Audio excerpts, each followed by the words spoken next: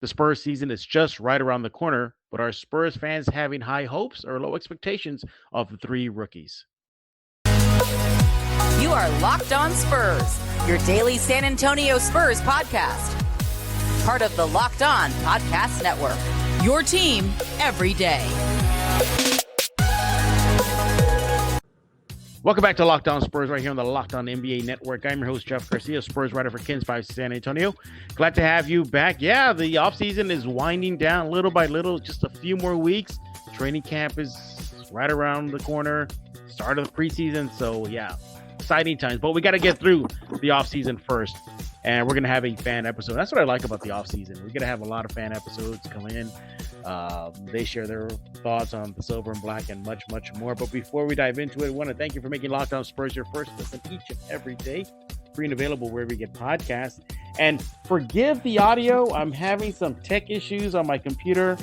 So hopefully I'll get those resolved soon. So we're having to make do with this. So please forgive it. But hey, it's the off season. So it is what it is. So as I mentioned, we're having a fan episode and he is back. It's been a minute since he's been on, but I'm glad he's took time to join me to represent the fan base. He is Terrell Huff. Terrell, welcome back to Locked On Spurs. I missed you, man. All right. Thanks for having me back, man. Thanks. Yeah, it's been a while, man. Yeah, I think with the offseason and everything, you kind of start dipping into a few other things of the draft, and then you kind of slide back into it once you start getting close to preseason, right? Yeah. I mean, look, it's nothing personal. It's just there's nothing to talk about. There really wasn't anything to talk about. Once you get past the draft. I was saying, especially after Summer League, you tend to kind of see everything tail off with the NBA. Yeah. And the good news is at least we had the Manu Ginobili Hall of Fame induction. That was fun to witness. I got a chance to go out there to Springfield, Mass, to check it out in person. Didn't want to mess up that opportunity because that was the first Hall of Fame ceremony we had since the pandemic. Remember, Tim Duncan's was in the middle of the pandemic, and that was done like Zoom. So it was good to have them back. But Terrell, you're here once again to represent the fan base. Let's dive into this. Let's talk about Manu Ginobili's Hall of Fame induction. Now, I haven't had any fan perspective yet, so why don't we talk about this in segment one? What did you think about the ceremony? What was the overall impressions from the fan base?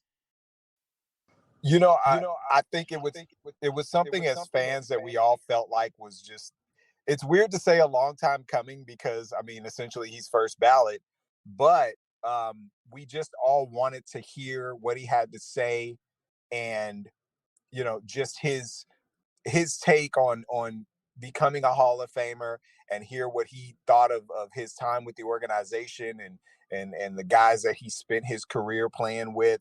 And it was really great to hear what he had to say about that, because as we know, throughout the course of their careers, whether you're talking about Tim, Tony, Manu, even Pop, you don't tend to get a lot out of them, not because they don't want to talk to the people, but just because they just show up, play, and keep it moving. They never felt like they had to justify any part of their careers or anything like that. They just came out and played and produced and kept it moving. They were really not guys that were seeking the spotlight.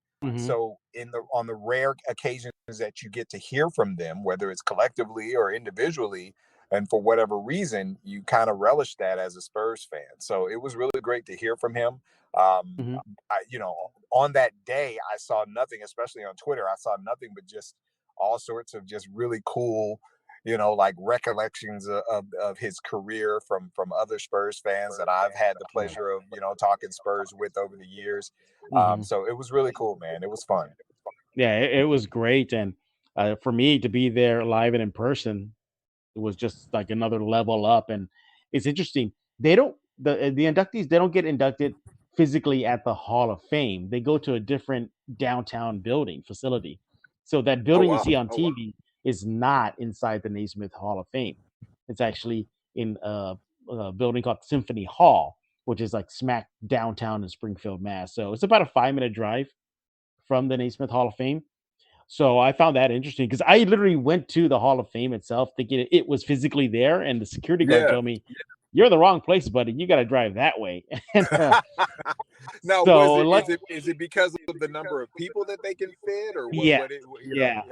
Yeah, exactly. And here's the thing too: I mentioned this on the last Locked On Spurs, but I'll say it again. It's the Hall of Fame is actually connected to a strip mall. There's a Oh strip mall wow. behind it. So every time you see on TV, on pictures, they show you like the front facing side, which is just like the entrance. But behind it is connected to a strip mall. And there's a Subway sandwich shop, a Cold Stone, a GameStop, a Payless shoe store. I got thrown off by that. But it's a nice facility. It's beautiful. It's huge. That trophy that they give the inductees at the end of the ceremonies, once everything's over, is actually a replica of a tower that is on the premises outside of the Hall of Fame itself. Oh wow. So Okay. that's what that is. There's like a big tower when you come into Springfield, Mass. You can't miss it. And it's I mean, it's not like the Tower of America in San Antonio, but Right. you really can't miss it. And at the top is an orange ball surrounded by silver bracketing, and that's the same. That trophy is a replica of that. So That's all in cool. all, though, it was a great night. I know fans enjoyed. There were a lot of Spurs fans in attendance at the Hall of Fame ceremony. But I can only imagine. Yeah. yeah, there was some. Yeah, that Symphony Hall is 3 levels. First floor is usually sold out and a pretty penny.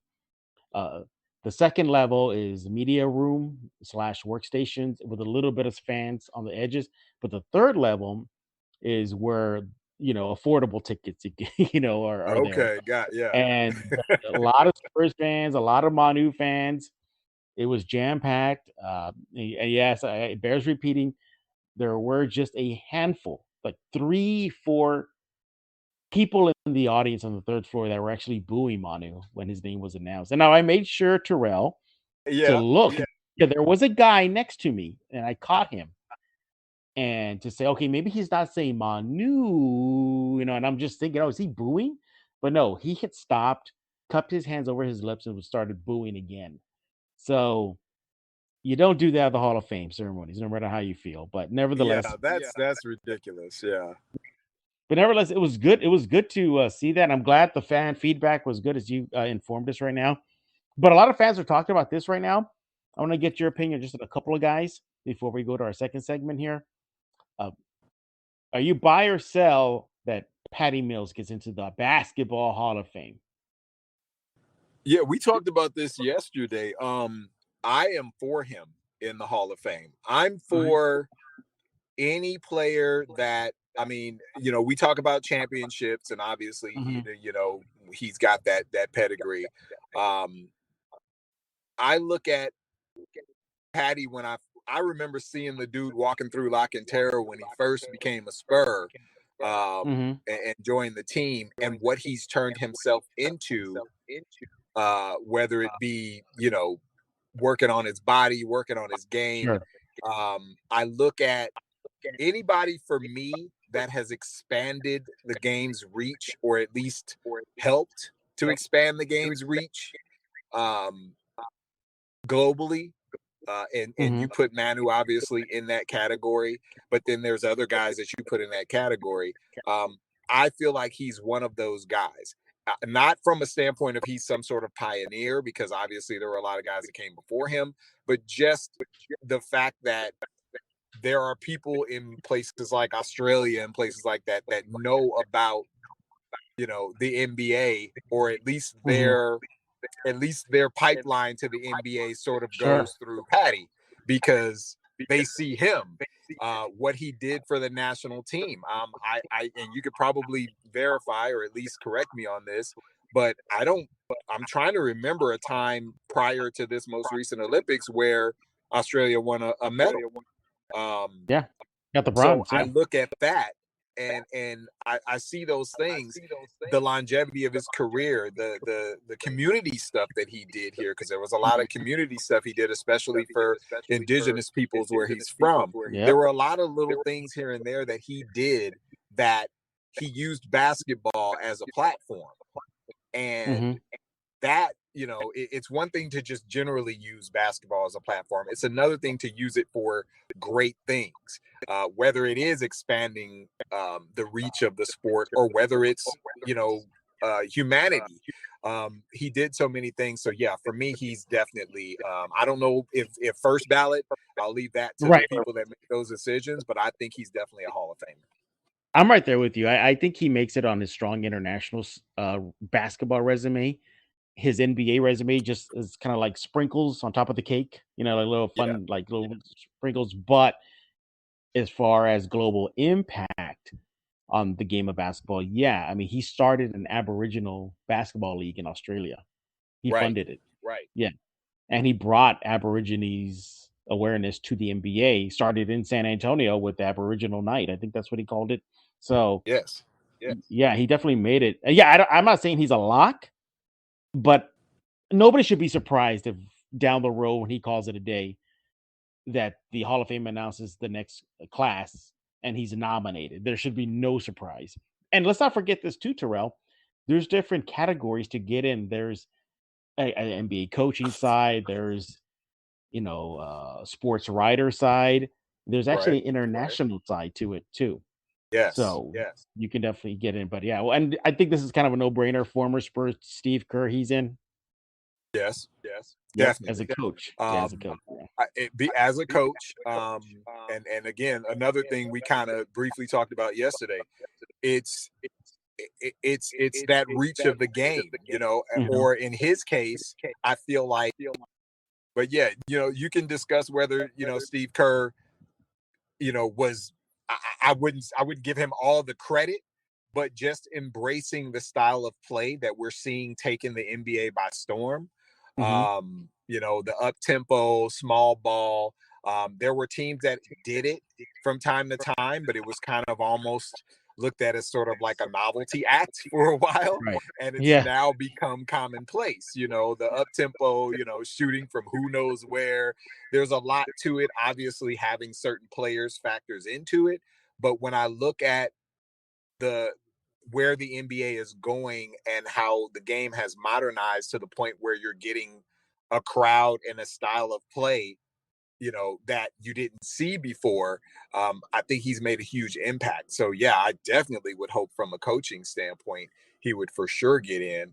I don't think anyone would be surprised. I don't think anyone would be like, well, hey, they let anybody in here these days. Like, no, I really don't think that would be the case. I don't think anybody would argue that he belongs in the Hall of Fame for sure as a coach. Absolutely not. All right. When we get back, we're going to dive into the meat of this episode of Locked On Spurs. And as Terrell, are fans high on the rookies? Are they betting low or low expectation, high expectation? We're going to find out in just a few seconds. But I want to talk to you about betonline.net, your number one source for all your pro and college basketball, football, everything you need. Well, as far as betting is concerned and sports info this season, find all the latest football league developments, game matchups, news, and podcasts, including this year's opening week's game. BetOnline is also your continued source for all your sporting wagering information, including live betting, esports, and scores. Look, it's the fastest and easy way to check in on all your favorite sports events, including MLB, MMA, boxing, and golf. Maybe there might be BetOnline lines on Terrell Huff's chances of getting into the Basketball Hall of Fame. Who knows? Go check it out. It could be there at betonline.net. Head to the website today. Use your mobile device. Learn more about the trends in action. BetOnline, where the game starts. We're back on this episode of Locked On Spurs, and it's another fan episode with Terrell Huff. He's going to be talking about the rookies in just a few seconds. But Steph Curry, Kevin Durant, LeBron James, the Greek Freak, which NBA player moves the betting line the most this season? Locked On and BetOnline odds makers present the top 50 NBA most valuable players starting on September 19th.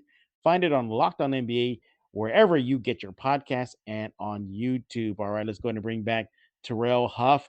I checked on those BetOnline stats. I didn't see your name on there, so maybe next year you'll get into the Hall of Fame. Hey, man, can't win them all, right? I know, but let's go ahead and talk about the Spurs rookies. Now, at least the official rebuild is here, and the Spurs are going in this season with a lot of young kids, especially the three of them: Blake Wesley, Malachi Branham, and Jeremy Sohan. So we saw a little bit of Blake Wesley. We saw a little bit of Malachi. We didn't see anything from Jeremy Sohan. So we're kind of like, okay, who are these kids? We have college highlights, but we really have nothing to really look at. It's kind of base thing. So, Terrell, I got to ask you, and of course, pepper in the fan thoughts. What are Spurs feeling about these three new kids on the roster? They high on them, low expectations? What is the vibe with the fan base right now?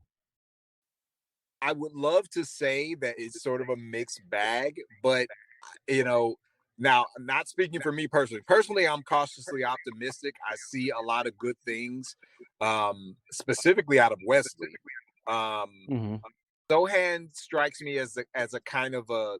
He looks to me like he's probably gonna be closer to a Draymond Green type of guy. I see in some of what I saw from him in college, and he looks like the kind of guy that could learn the offense, and he could kind of initiate things from a big position. Not obviously, I'm not going to sit here and say he's gonna be Draymond Green necessarily, but he looks like he could play that type of role. Blake Wesley, oddly enough, even though he was picked later, he strikes me as the most intriguing of the three. He has a style to his game. It's very aggressive. We always had that running joke about how Pop would always tell guys, if I put you out there to shoot, you shoot. If you don't shoot, I'm gonna take you off the court. And he looks like the type of guy where Pop says, I'm putting you out here to shoot the ball. When you get the chance, shoot it. He looks like the type of guy that would love that and just run with it. Of course. Yeah. And so I look at the three of them and I'm cautiously optimistic. Unfortunately, from the fans, the other, when I'm looking at what I'm seeing on Twitter and everything, I've seen everything from why would they have to make 3 picks in the first round? Why not trade, a couple of picks and move up or do this or do that? I heard so many things. And unfortunately, I think a lot of us as fans are just sort of jaded right now. And we're just kind of like, you know what? We don't have really high expectations of anybody that are being picked. I saw a lot of people that were utterly shocked at the Sohan pick, as if like he wasn't a talented guy. I think he is. I just don't think he's going to be, he's not going to be Joel Embiid. It's like that's not the expectation. But it's like I think there's this thought that we would go out and get a guy like that, and it's like, no, we're gonna, if you go out and you get a really solid player that's going to be a starter for you for several years, that's really the most you can expect out of a number 9 pick. So I see a lot of people that were kind of down on that particular pick, and super surprised at the fact that they made all 3 picks and kept all 3 picks. And of course, there's the usual chatter about who's going to be in Austin versus who's going to actually be on the main roster. Yeah. Again, I'm cautiously optimistic. I think at some point throughout the season, you're going to get some decent production out of all 3 guys. But if I had to go out on a limb, I really do think that we're going to see a lot more of Wesley than we think. I think Wesley is one of these guys that, from what I saw from him, he looks like the type of guy that's going to just will his way onto the main roster, and by halfway through the season is probably going to force Pop's hand and make him part of the rotation. I'm not saying a starter, but I could certainly see him on a second unit making a difference. So and that's just looking at his style of play and his aggressiveness, and he did not seem to be a deer in headlights in summer league when he's playing against other guys that are sort of considered to be similar caliber as him. He seemed to be above and beyond what those guys were doing. So I think that's if I had to make a bold prediction, I think he's going to be a guy that we're going to see a lot more of than we think. It feels like Malachi is getting lost in the shuffle because everybody, why is that? Why do you think he is getting lost in this rookie expectation discussion? The skill set is there. And we know that, at least early on, he did some similar things to what Wesley was doing. He strikes me as a guy that his game is there's a little bit more to his game, I think, than Wesley. But when you start looking at the type of thing that you need brought to the main roster, I look at Wesley as the guy that just kind of looks like he can come in and produce really quickly if they just need him to do one particular thing. Of the three, I mean, you already mentioned about Wesley. You think that he's going to get a more run in San Antonio. Would you be shocked though if these guys are in Austin for an extended amount of time? All of them, or just any one of them at any given time?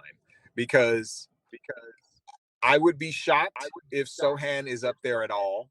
I think he needs to be here in San Antonio, and he needs to at least be coming off the bench initially, unless he shows something more than being a rotational player. But I think he should already be a rotational player, because I think he brings, just as an athletic big, he brings a lot to the team that we really kind of don't have right now.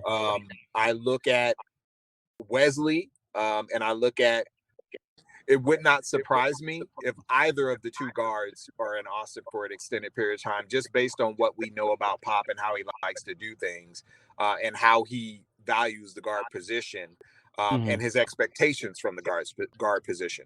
So it wouldn't surprise me at all if the two of them spent quite a bit of time, maybe even, roughly half the season or more up there.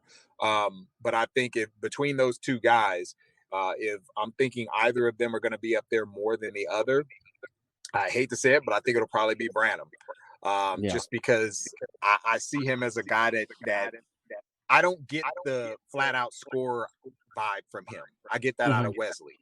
And let's be realistic, a flat out scorer is going to be, more often than not during the season, somebody they're going to need to have. So, hopefully I'm wrong. The best case scenario would be all three of them seeing significant time. And the guys from the last couple of years that have been drafted taking that next step to borderline all-star type of situation. So, it's all wishful thinking, but I wouldn't be surprised if the two guards spend a lot of time up in Austin. Yeah, and with Sohan, not only did fans didn't get to see him play in Vegas, also lost out on a chance of him playing for Team Poland at the Euro qualifiers this summer, because he said no, that he wants to focus on his NBA career, which is good, and I'm glad. But again, that says a lot. And look, the kids, they're saying the right things. They're doing the right things. They're sharing on their social media. They're at the Spurs gym and they're working out and they're weightlifting. That's great. But there's a difference between that and having a seasoned NBA player come at you on the court, or with the bright lights and big stage under their feet. Just a few more thoughts, and we'll go into our final segment here. But the rookies, do you believe, or do you believe the Spurs fan base will have patience with them, or they're expecting them to produce maybe immediately? I do not think the fan base as a whole will have patience with them, unfortunately. I do think that there is this idea that, hey, you're a first rounder, you should be providing something on the main roster nightly. I get that is the impression I get from right after the draft, some of the social media stuff that I was reading and some of my interactions. The impression I get is, hey, you were drafted in the first round, you need to produce, especially when you factor in, because we can't do the whole thing where we used to be like, oh, that'll be some guy that they'll send overseas, or that'll be some guy, or they'll leave overseas, or we're not doing draft and stash anymore. The last 4 or 5 years or more, it's been draft and you're either in Austin, obviously, because Austin has sort of changed the D League has sort of changed or G League, I'm sorry, has sort of changed the way that you do the whole draft a guy and then stash him away. It's more or less just he's up the road until we feel like he can contribute. So when I look at that, I'm not, it's one of those situations where it's like, well, we should be getting something out of these guys because we drafted all of them. And if we trust the organization, they obviously drafted them because they thought they could contribute. And it isn't always about that. So, I mean, for me, I don't think I would put, as a fan, I don't think I would put the onus on them to just immediately be giving me 7, 8, 9 points a night as rookies. These guys are 19 and 20 years old, man. I want them to be guys that can learn, because you're not going to get a ton of Ja Morants. You're not going to get a lot of even Obi Toppins and guys like that. You're not going to get a lot of these guys out of college that, went for a year or two. Unfortunately, those guys are just, the organization is not set up in a way where we're just going to put those guys out there and let them take their bumps. You know how Pop is, an organization is very methodical, very, let's develop these players and then see where it goes from there. And I wonder if a lot of that is based on the fact that, realistically speaking, you're not going to see a lot of free agents coming through here. So there is a lot more onus on the Spurs to develop the talent that they're drafting with, and go into it, scientifically speaking, go into it with the idea that if we develop this player, he will be this in this many years, versus, oh, well, we can draft this guy and then we'll go out in free agency and we'll go grab the top guy in free agency and we'll bring him in and he could be a complimentary piece.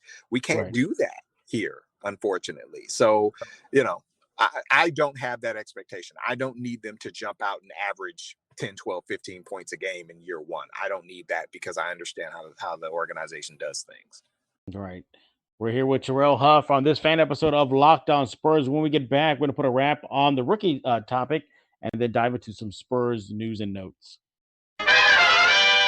We're back with Terrell Huff on this fan episode of Locked On Spurs, and we're about to wrap this up with some final thoughts on the rookies and go over some Spurs news. And by the way, again, forgive the audio. I was having some microphone issues today, so I'm off my cell phone, but hopefully I'll get that corrected shortly. Yeah, but certainly, just put a bow on this whole rookie talk, Terrell. I think if we're in a rebuild, then let's do it right. Let's not rush these kids. I get the Spurs want to get back to the NBA's mountaintop. I get that. But there's high expectations of them maybe failing to meet up expectations, because we forget they're like you mentioned, they're kids. They're 19-year-old kids. They're just teenagers. So you're gonna have to groom them properly.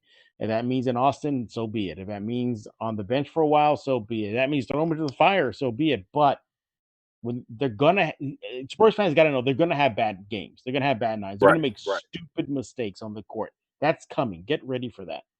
But hopefully it'll groom all three of them to be productive players as the season goes on, or especially next season, after this current season, the next new season, for them to be solid contributors. Just one last question on this rookie discussion. I think I know what your answer is going to be, but of the three, do you still think Wesley will be the one shining the brightest at the end of the season, or you think maybe Sohan may come on and Malachi may surprise? How are you feeling that? Yeah, I feel like Wesley. I feel like he fits the modern NBA about the best of the three. Not that the other two don't fit. I just think he kind of personifies the aggressiveness, the running, the sheer on-court activity during plays that is sort of representative of the current style of basketball and what the consensus of fans and teams want to see out of a guard these days. And you're going to have a lot, obviously teams are very guard heavy these days, because that's, perimeter play is where it is right now. So he just strikes me as the guy that seems to have the sort of the most ready-made game for that. We'll see how the season plays out, but I think at whatever points he gets to get on the floor, I think that's what you're going to see out of him. So yeah, he's the one that stands out the most to me, even though he was sort of the latest pick. Like, he was picked the latest of the three.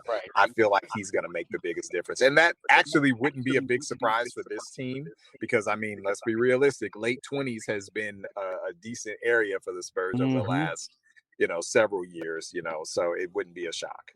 Absolutely. I got a chance to talk to Wesley when he got drafted on draft night. And he definitely plays with a chip on his shoulder, because he said that during his workout with the Spurs, he was lumped in with a lot of the top prospects, like your top 10 prospects, and that he was kind of relegated to the you know, they didn't view him like that. And that Right. really ticked him off. And he went all out, and he thinks that mentality helped him get picked by San Antonio. Terrell, can I bug you to stay on for a couple more minutes to go over some Spurs news and notes? No problem. Are you a big Funko collector? Do you like Funko Pops? I am not, but I am fully aware of them. I only have two, and one is Jimmy Garoppolo because I'm a Niners fan. We see how that worked out. And then I think the other one is like Iron Man. All right. Well, Spurs fans, a majority of them definitely are collectors, but when it comes to Spurs themed Funko Pops are all about it. Now, an Argentinian company called Timeout Deportes 3D put out their own custom Funko Pops. Now, they're not official, but they're still out there. And yes, they do ship globally Manu Ginobili custom fan made pops. It's a little figurine with Manu holding a trophy, an NBA title trophy, draped in the Argentinian flag, 2014 championship cap, white Spurs jersey. Spurs fans are going gaga over it. Again, it's not an official one, but Terrell, the official Funko Pops, there are starting a line of NBA legends, and wouldn't be surprised if Manu down the road gets an official Funko Pop. And I think that might be your third addition to your collection. I would say, yeah. To be brutally honest with you, I mean, honestly, I need to get probably all of the big three. But if they can make it similar to what you described, the Argentinian version, the Argentinian company's version of it, if that one it was to come out, that would really up my chances of getting one. I mean, I would love to have one regardless of an official one, but realistically, I almost think there's a little bit more value for me in the Argentinian version, company's version of it, because of everything that you described. I mean, the Argentinian flag, the holding the championship with the Spurs, it sort of encompasses his career in that one little Funko Pop. So me personally, I would love to have the Argentinian company's version. But if the official Funko Pop was to make one like that one, would love it. They should do a collaboration, and we should get one, because just the description of it alone gives you goosebumps, because you, as a Spurs fan, we've all lived that moment through him, seeing that 2014 championship. So yeah, man, I would most certainly make that my third one for sure. All right, we're not done talking about Manu Ginobili and other Spurs news. A rare one-of-one autographed Manu Ginobili basketball card went up for auction recently and became the highest sold in the last 3 months on eBay. Sold for over $3,000. Terrell, would you spend that kind of money on sports memorabilia? If I had 3 G's to spend on that particular card, which he does, everybody, he's just being modest. Well, ask my kids how much money I got, because most of it goes to them. But yeah, if I had 3 G's laying around and I was told, hey, you can buy whatever you want with that, I would most definitely love to have that card, especially here in San Antonio. And it would probably be very much on display next time I did any sort of podcast, like visually speaking, behind me. Yeah. Like I would definitely, Room Raider would definitely have to give me some love on that Manu card behind me, because it'd be sitting right there with all my camera equipment and everything else. And you'd see that Manu card. So yeah, man, I'd drop 3 G's on that in a heartbeat, and I'd probably be getting a pretty damn good deal, because it's probably, in my opinion, for Spurs fans, it probably should be worth 10 times that amount. Right, exactly. There's not that many Funko. Well, I'm going back to the Funko Pop. I just wanted to bring this up real fast. Funko, like official Funko Pops out there. There's a Tim Duncan, there's a Coyote, there's a Gervin, and a Team USA Robinson. Wow. There is a Kawhi Leonard one, though. There's also a Kawhi Leonard one. He's in a Spurs uniform. So I think a lot of Spurs fans probably burned that when he demanded trade. But one more news and notes before we let Terrell go. Too soon, Terrell? Rookie Blake Wesley got a mural in San Antonio out at a Rudy Seafood place on the south side of the city. Too soon? I would say no. Okay. I think when you take into consideration the kind of impact that this community has had on some of the young guys, or just the players in general, that have played for the Spurs, especially the mural situation goes a long way. You've already heard some of the things that oh my gosh, I can't believe his name is escaping me right now, from Alabama. He's probably he might be starting. Yeah, Primo. Josh, I should totally not forget his name, but that's me. That's what 46 years old does to you. Josh Primo, like, he's talked about the community and how much it's embraced him. That goes around that mural and things like that all goes in the same category. It's the community embracing a guy. And so think about the fact that you're a rookie, and you're not even a hallowed rookie. You're not a guy that was like top 5 that everybody is like saying, oh, he's going to be the next so-and-so. So this is a guy that was picked at the end of the first round. Yeah. And to see the community that you're coming into embracing you that way at 19 years old, that's just motivation, man. So I don't think it's too soon. I think this is what San Antonio's community does, and takes, and when they see these young guys coming to the community, and it's somewhat strategic because, hey, man, Spurs fans don't get enough credit for being savvy. But we look at these young guys and we realize they're coming to a place that they probably never been before in their lives. And to see that kind of accepting community and that aspect of things is really helpful. So I don't think it's too soon. I think it's amazing, and I'm glad it was done, especially on a place on the South Side where you have such amazing artistic talent. So I think it's great. Absolutely. All right, we're done talking. We want to hear from you. What did you think about Manu's Hall of Fame night? Did anything we missed that we should be highlighting? And also, what do you think about the 3 rookies? Are you having high expectations, low expectations, or you're kind of jury's out? We'll see what they got in this rebuild. We need to know. And will you spend over $3,000 on any type of Spurs memorabilia and whatnot? And do you collect Funko Pops? Terrell, let them know how they can get a hold of you, how they can watch your latest commercial. I saw it. I put it out there that I have an actor. I had an actor on my Locked On Spurs. So what's going on? What's going on your end of the world? At Terrell Huff on Twitter, same thing on Instagram.